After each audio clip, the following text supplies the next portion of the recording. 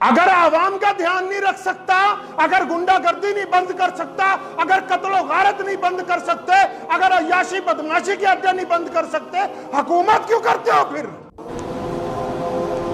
इस्लाम ने कहा कि हुकूमत का मजहब अदल होगा, हुकूमत का मजहब इंसाफ होगा।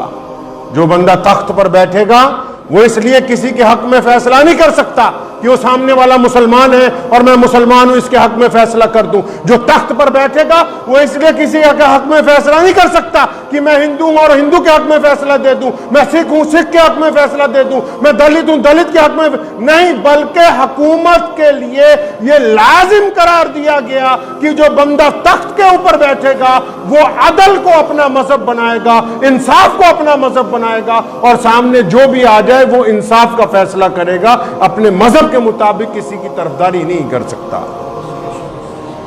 हजूर अकरम सल्लल्लाहु अलैहि वसल्लम के पास एक यहूदी आया एक मुसलमान मुनाफिक को लेके, और उसने आगे फरियाद लगाई, या रसूलल्लाह ये तलवार मेरी है और ये मुसलमान कहता है कि मेरी है। करीम रसूल ने दोनों की बात सुनी, गवाहों को सुना और आका सल्लल्लाहु अलैहि वसल्लम ने फैसला फरमाया कि ये इस मुसलमान मुनाफिक की तलवार नहीं है बल्कि यहूदी की मलकियत है, और उस यहूदी को उसका माल दे दिया गया। अब वो कुछ ही देर के बाद जब बाहर निकले दरबार रिसालत में से तो उस मुनाफिक के दिल में मुनाफकत पैदा हुई। उस यहूदी को कहने लगा कि नौज़बिल्लाह हुज़ूर सल्लल्लाहु अलैहि वसल्लम के फैसले से मुझे तसल्ली नहीं हुई, उमर फारूक के घर चलो।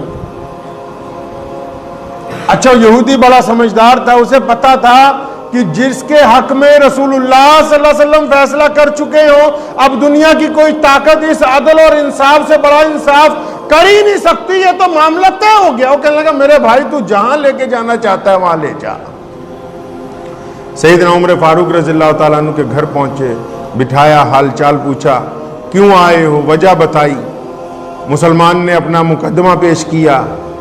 अभी वो कुछ कहने ही लगे थे, यहूदी कहने लगा जनाब आप जो मर्जी फैसला कर दें, लेकिन ये याद रखें कि ये तलवार रसूल करीम सल्लल्लाहु अलैहि वसल्लम ने मेरे हक में दे दी है। हज़रत उमर फारूक उठ के खड़े हो गए, फरमाया मेरे रसूल ने फैसला किया?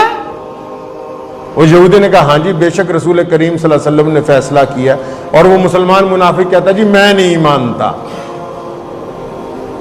तो फरमाया अच्छा ठीक है वहां बैठो। अंदर गए, अपनी तलवार लाए और आते ही उस मुसलमान मुनाफिक की गर्दन उतार दी। फरमाया जिस बंदे को रसूलुल्लाह सल्लल्लाहु अलैहि वसल्लम का इंसाफ वाला फैसला नहीं पसंद मेरे लिए, तो उसके लिए ये फैसला है। इस्लाम ने सिखाया कि अगर कोई अपना भी कत्ल कर दे तो उसको सजा दी जाएगी। इस्लाम ने सिखाया कि अगर हुकूमत में बादशाह का बेटा भी चोरी कर दे तो उसके हाथ काट दिए जाएं। इस्लाम ने सिखाया कि अगर तख्त पर बैठा हुआ बंदा किसी की बेटी के साथ ज्यादती कर दे तो उसको भी संसार किया जाएगा, क्योंकि तख्त पर बैठने वाले को यह बिल्कुल इख्तियार नहीं है कि वो रियाया के ऊपर जुल्म और सितम कर सके, बिल्कुल इख्तियार नहीं है। नुमाइंदा उनको बनाना है जो अदल और इंसाफ करने वाले हों। जो रोटी का लुकमा देते वक्त ये मत सोचें कि ये लुकमा किसी मुसलमान के मुंह में जाएगा कि गैर मुस्लिम के मुंह में जाएगा। सैयदना मुहम्मदुर रसूलुल्लाह सल्लल्लाहु अलैहि वसल्लम मस्जिद नबवी में है और एक मुशरिक जो अल्लाह करीम को नहीं मानता वो आके आवाज देता है या रसूलुल्लाह खाना चाहिए, और रसूलुल्लाह के पेट पर पत्थर बंधे हुए हैं। फरमाया इसको खाना खिलाओ ताकि मैं जन्नत में तुम्हारे साथ आला दर्जे के खाने का वादा करता हूं। तो ये हमारी जिम्मेदारी बनती है कि जब हम वोट डालने के लिए जाएं, इस्लाम ने कहा है मुसलमानों को कि हुक्मरान अदल और इंसाफ वाला होना चाहिए। आजकल तो कई लोग जो हुकूमत में आते हैं वो समझते हैं कि जमीनों पे नाजायज कब्जे करने हमारा फर्ज हो गया है। गरीब की रिपोर्ट नहीं लिखी जाएगी थाने में, गरीब को नहीं पूछा जाएगा, और किसी बहुत बड़े रईस के साथ अगर पैर में कांटा भी चुभ जाए तो उसकी रिपोर्ट लिख दी जाएगी कि शहजादा गुजर रहा था इनके पैरों में कांटा चुभ गया है। लोग जात और बरादरियां देख के वोट डालते हैं। जो पक्का ईमान वाला होगा वो कभी जात और बरादरी और मजहब की बुनियाद पर दूसरे का इंतखाब नहीं करता है। जिनका नजरिया सिर्फ हुकूमत करना हो वो कामयाब नहीं हो सकते। जिनका नजरिया लोगों के दिलों को जीतना होगा, और उन लोगों को अच्छे हुक्मरान मिलेंगे जो बजाते खुद ये चाहते हैं कि हम बेईमान नहीं बनना चाहते। जो लोग खुद अपनी वोट को बेचना चाहते हैं शराब की बोतल के लिए, बिरयानी की देगों के लिए, कोरमे की दावतों के लिए, तो इनके मुकद्दर में 5 साल के लिए वो जूतियां ही लिखी हैं जो वो पहन के आ रहा, बाद में इनके मारेगा। जो ये समझते हो कि फलां अच्छा आदमी है लेकिन ये मेरे मजहब का नहीं, फलां अच्छा आदमी उम्मीदवार खड़ा है लेकिन ये मेरी बरादरी का नहीं है, मैं इसको वोट नहीं डालूंगा, इनसे बड़ा बेईमान कोई दूसरा रुए जमीन पर हो ही नहीं सकता है। हुकूमत के दफ्तरों में काम करवाने जाते हो तो अब चाहते हो कि हमारे साथ तफरकेबाजी ना हो, और जब वोट डालने जाएं तो ये सोचे कि हम तफरकेबाजी के साथ वोट डालेंगे। काम जब करवाना चाहते हैं तब चाहते हैं कि हमें एक नजर से देखा जाए, और जब हुकूमत चुननी है, अच्छे लोगों को चुन के आगे लाना है, तब कहते हैं नहीं जी हम तो पहले अपनी जात देखेंगे, अपनी बरादरी देखेंगे। तो फिर इस बात का रोना क्यों है कि अच्छे हुक्मरान मैसर नहीं है? जैसा आप गुड़ डाल रहे हैं वैसा ही मीठा मैसर हो रहा है। मैंने देखा है, क्योंकि मैं मजहबी लीडर के साथ साथ सियासी आदमी भी हूं। मैंने अच्छे अच्छे लोगों को, मेरी एक दफ़ा दिल्ली में ड्यूटी लग गई इलेक्शन में, एक हल्के का इंचार्ज बना दिया उन्होंने। अच्छे अच्छे लोग, गैर मुस्लिम अफराद भी, मुसलमान की बिरयानी की दावतें हो जाएं, कोरमा हो जाए, गैर मुस्लिम हजरात की बेहतरीन शराब जो है वो हमारे घर पर पहुंची नहीं अभी तक, तो हम वोट कैसे डालेंगे? मैं अन्ना हजारे को भी एक बात कहता था कि भाई जिस मुल्क की आवाम वोट बेचती हो वहां करप्ट लीडरों के खिलाफ क्या, किस नजरिए से आप किसी करप्ट लीडर के खिलाफ धरना लगा सकते हैं? जब उन लीडरों को पार्लियामेंट में पहुंचाने वाले लोग अपनी वोट, पहले वोट को बेचना बंद करना होगा, पहले अपने जमीर की सौदेबाजी बंद करनी होगी, पहले इस बात का ऐद करना होगा कि हमने अपने मुल्क की बका और तरक्की के लिए, हमने अपने वतन की इज्जत के लिए किसी बेईमान को वोट नहीं डालनी, हमने 500-1000 रुपया लेके वोट नहीं डालनी, हमने अपने जमीर की आवाज पर किसी नेक आदमी को मुंतखब करना है। तो अल्लाह तबारक व तआला इसको इज्जतों के अंदर तब्दील कर देगा। जमहूरियत इस्लाम ने सिखाई है।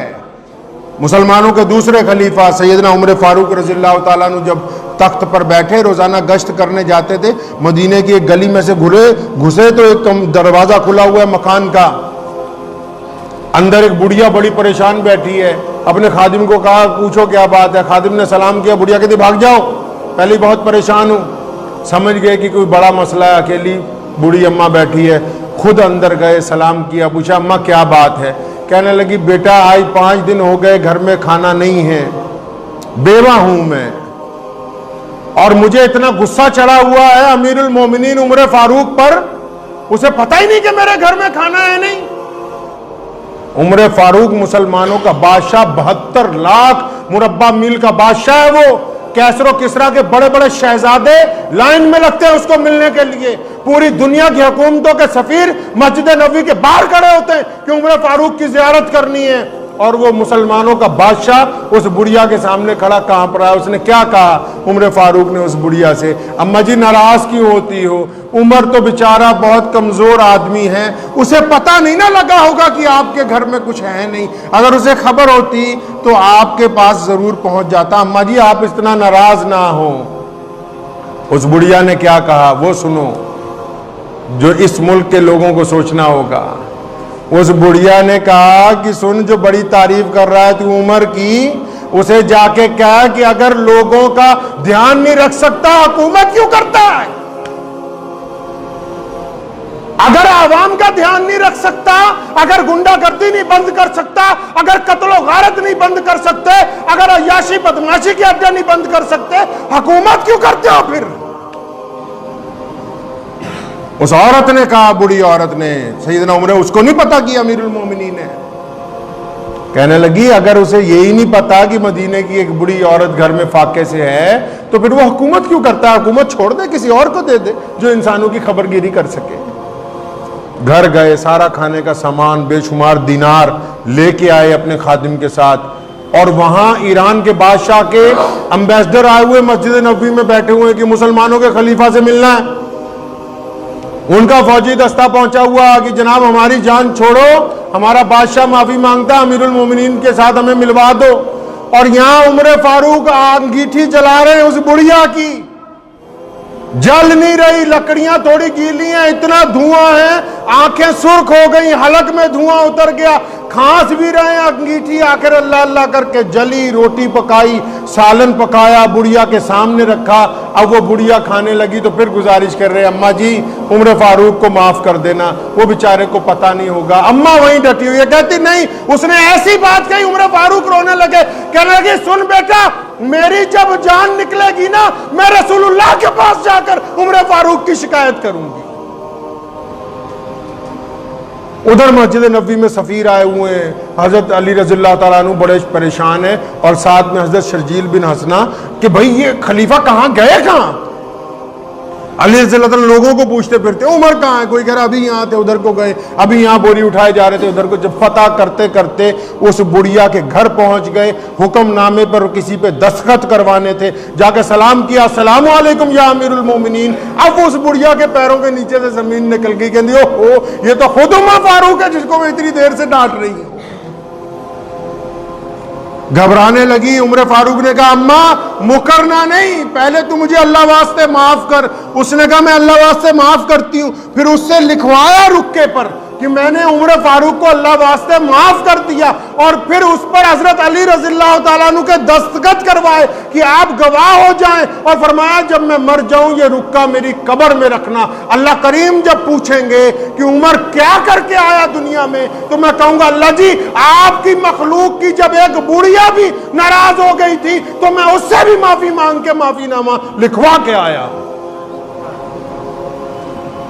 जमहूरियत इसी का नाम है कि हुक्मरान जवाबदेह हों लोगों के लिए, किसी के साथ जुल्म और ज्यादती ना हो। तो आज के बयान का मकसद आपसे यही था कि इस्लाम के आईने में, कुरान के आईने में, अल्लाह और उसके रसूल के हुक्म के मुताबिक हुक्मरान का जो मजहब है, जब वो तख्त पर बैठ जाए, जाके अदालत में जज जब अपनी कुर्सी पर बैठ जाए, फिर उसका मजहब अदल और इंसाफ होता है। हमें अगर अपने मुल्क में, अपने वतन में ऐसे अच्छे लोगों की ज़रूरत है जो अदल करने वाले हों, इंसाफ करने वाले हों, तो हमको अपनी वोट और अपनी राय को दौलत के बदले में बेचना नहीं है इंशाअल्लाह। ठीक है जी, इंशाअल्लाह दुआ कीजिए अल्लाह करीम जो है इन बातों पर मुझे भी और आपको अमल करने की तौफीक अता फरमाए।